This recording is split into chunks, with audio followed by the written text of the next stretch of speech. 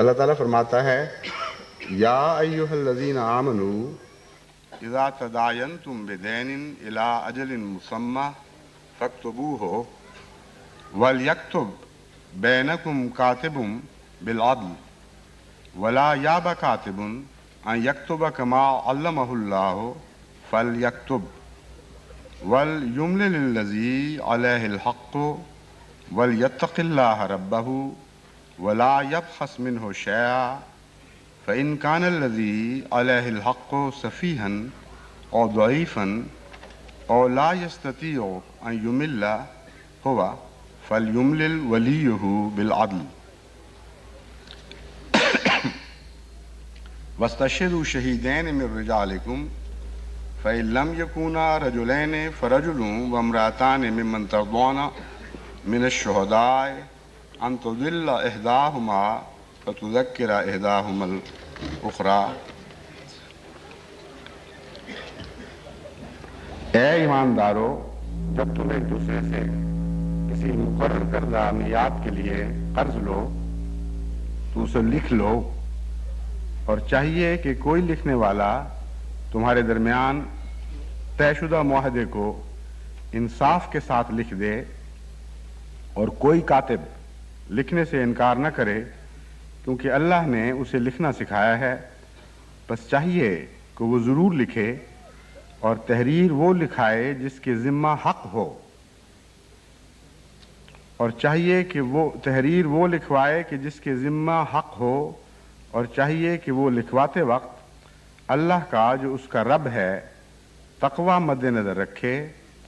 اور اس میں سے کچھ بھی کم نہ کرے، اور اگر وہ شخص جس کے ذمہ حق ہے نادان ہو یا کمزور ہو یا خود لکھوانے کی قدرت نہ رکھتا ہو، تو چاہیے کہ اس کی بجائے اس کا کار پرداز انصاف کے ساتھ تحریر لکھوائے، اور تم اپنے مردوں میں سے اس موقع پر 2 کو گواہ مقرر کر لیا کرو۔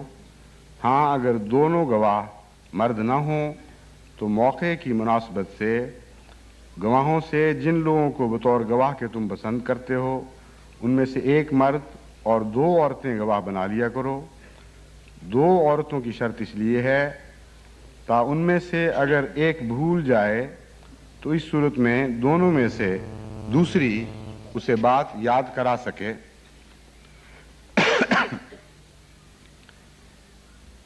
یہاں جو خاص طور پر قابل توجہ بات ہے وہ یہ ہے کہ لین دین کے معاملے میں لکھنے کی احتیاط اور اسے باقاعدہ اسلامی احکام کی فہرست میں داخل کرنا، یہ قرآن کریم کی ایک استثنائی شان ہے۔ آپ تمام دنیا کے مذاہب کا مطالعہ کر کے دیکھ لیجئے، ان کے الہی کتب کا، وہاں آپ کو اس مضمون کی کوئی عبارت دکھائی نہیں دے گی کہ لازماً لکھو، اور اس رنگ میں کہ خود یہ آیت گواہ ہے کہ اس وقت لکھنے کا رواج ہی میں نہیں پایا جاتا تھا۔ فرمایا اگر لکھنا نہیں جانتا تو کسی کاتب سے جو لکھنا جانتا ہے لکھوائے، اور وہ کاتب انکار نہ کرے۔ یعنی معلوم ہوتا ہے اتنے تھوڑے لکھنے والے موجود ہیں کہ لکھنے والے کے لیے سوسائٹی میں تلاش کرنی پڑے گی اور پھر منت کرنی پڑے گی کہ بھئی لکھ دو۔ تو وہ عبارت واضح کر رہی ہے اس بات کو کہ شاذ کے طور پر ایسے لوگ موجود ہیں جن کو تحریر آتی ہے۔ اس زمانے میں لین دین کے معاملات میں ایسی واضح تعلیم حیرت انگیز ہے، اور آج جتنے بھی لین دین کے معاملات کے جھگڑے ہیں ان میں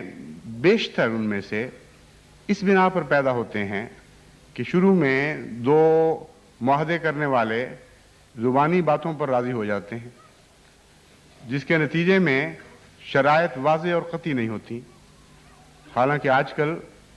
تقریباً ہر انسان کو لکھنا پڑھنا آتا ہے، اور تحریر لکھنا کوئی اچنبے کی بات نہیں رہی۔ چنانچہ قرآن کریم نے جس بات پر زور دیا تھا اس کے فقدان کی وجہ سے آج بھی مسلمان معاشرے میں آپ کو کثرت سے جھگڑے دکھائی دیتے ہیں۔ میرے پاس بعض دفعہ قضاء की अपीलें आती हैं, और वो तो शाज़ के तौर पर आती हैं, मगर अक्सर दोस्त जो भी अपीलें करते हैं उनकी नकल मुझे मुतासर करने के लिए पहले भेज देते हैं। नीयत जो भी है आखिर पर लिखते ये हैं कि दुआ की खातिर भेज रहे हैं। तो बहरहाल अल्लाह उनकी नीयत नेक ही रखे और वो दुआ की खातिर ही भेजते हों, मुझे पहली मंजिल पे मुलव्वस करने की खातिर ना भेजते हों। मगर बहरहाल जब वो भेजते हैं तकलीफ़ करके, तो जहाँ तक मुझे तौफीक मिलती है उसमें से गुजर भी जाता हूँ और एक अंदाज़ा लगाता हूँ कि क्या हो रहा है। इससे बढ़कर और कोई मकसूद नहीं होता कि जमात में क्या हो रहा है और किस तरह हो रहा है। तो उस समय भी मुझे बारहा ये इल्म होता है कि मुआहदात में अगर तहरीरें थीं भी तो नामुकम्मल थीं,